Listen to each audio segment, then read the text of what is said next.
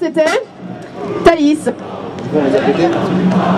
Darmanin saboteur. Thaïs, vous n'avez rien de mieux à faire à 21 ans? Non, il n'y a pas mieux. Non. Mais c'est vrai ça. Et qu'est-ce que je fous ici avec vous? Alors que je pourrais être une consommatrice docile, qui ne se révolte pas, et qui a pour unique préoccupation la série Netflix qu'elle va regarder ce soir, et la prochaine robe qu'elle va acheter. Finalement, j'en suis venue à me poser la question, qu'est-ce qui a bien pu me pousser, à 18 ans, à franchir le pas de l'engagement? Qu'est-ce qui a donc bien pu me faire quitter le faux confort d'une vie conformiste, métro, boulot, dodo? Ça fait maintenant 3 ans que je milite à Génération Identitaire. Et être militant, c'est pas facile tous les jours. Les réseaux sociaux mainstream vous bannissent. J'en ai fait à plusieurs reprises la désagréable expérience. Pas si facile quand on est un jeune, d'être marginalisé par rapport à ceux de votre génération. Privé de ce moyen de communication que tout le monde peut utiliser, sauf vous. Pas si facile de passer 48 heures en garde à vue dans une cellule de Marseille après une action banderole pacifique.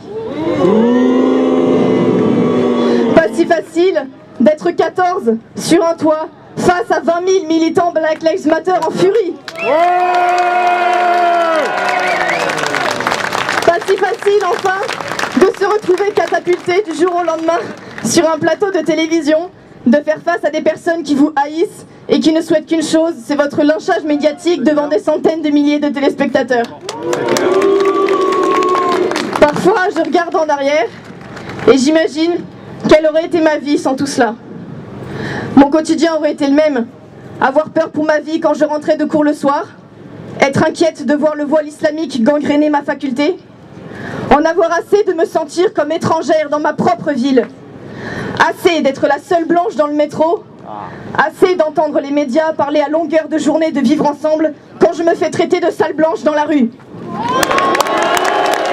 Mais bon, à la fin de la journée, c'est vrai, je pourrais rentrer chez moi et je pourrais continuer d'agir comme si de rien n'était, en me disant qu'après tout, ce n'est pas nécessaire de se révolter contre tout cela et que je laisse à d'autres le soin de mener ces combats.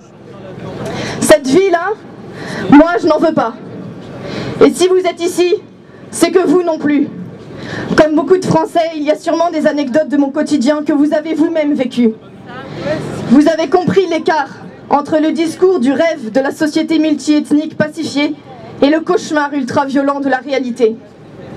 Aucune réaction politique de la part de notre gouvernement pour protéger les nôtres et une liste macabre qui s'allonge. Pire, à nous tous, Gérald Darmanin a envoyé un message. Vous êtes tous coupables. Merde. Ça, c'est... Coupables de réclamer la justice quand le sang des nôtres coule. Coupables de dénoncer un danger qui menace de détruire notre civilisation. Coupables de refuser de nous faire tuer en silence. L'existence de Génération Identitaire, elle est vitale pour des jeunes comme moi qui ont soif de grandeur. S'engager chez nous, c'est refuser la médiocrité, c'est le choix de l'aventure et de l'excellence. C'est redécouvrir le sens de la communauté et réapprendre à lever la tête.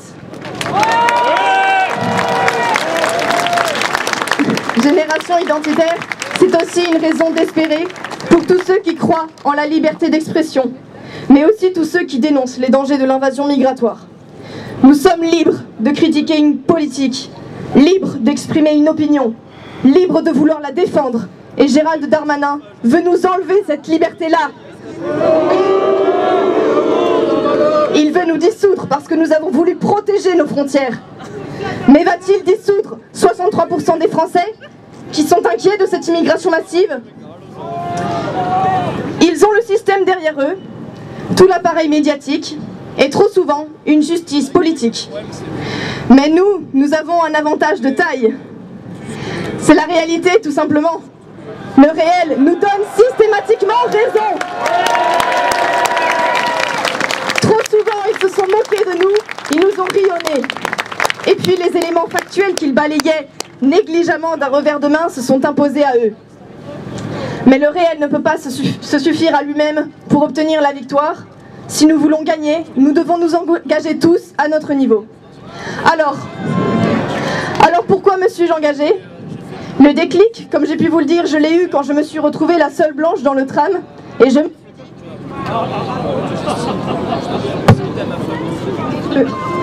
me suis dit, c'est pas possible. Ce n'est pas possible. Mon pays est en train de s'écrouler devant moi et je ne peux pas rester assise.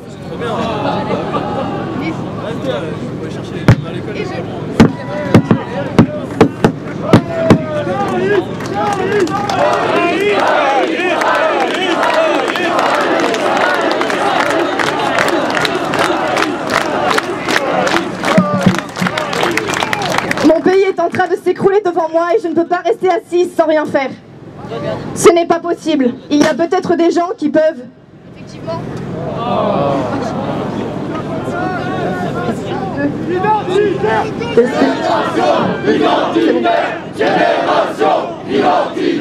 J'ai senti... Merci.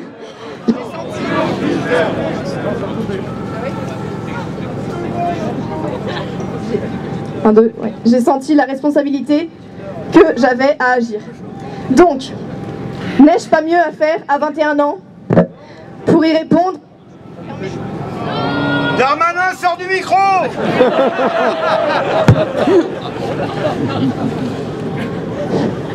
Permettez-moi de vous partager cette citation de Guy de Maupassant que je trouve magnifique.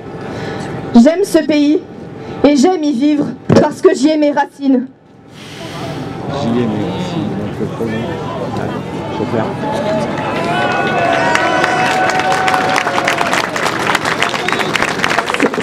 Ces profondes et délicates racines qui attachent un homme à la terre où sont nés et morts ses aïeux, qui l'attachent à ce qu'on pense et à ce qu'on mange, aux usages comme aux nourritures.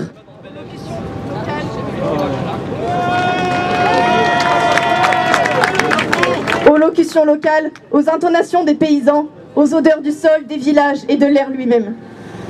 Alors non, je n'ai pas mieux à faire. Nous refusons d'être des spectateurs de la destruction de notre pays parce que nous l'aimons trop ce pays pour l'abandonner. L'enjeu civilisationnel est trop grand pour nous permettre de détourner le regard. Nous n'y avons pas le droit quand le sang des nôtres coule. Nous refusons que nos filles, nos sœurs, aient à porter le voile pour éviter de se faire agresser dans la rue. Nous refusons un monde où Netflix serait notre seule culture et le consumérisme notre mode de vie. Nous refusons le défaitisme, le choix de l'ignorance. À cela, nous leur opposons une ardeur inépuisable et une volonté inébranlable. Mes amis, cette menace de dissolution, elle révèle en fait l'état de panique et la faiblesse du gouvernement.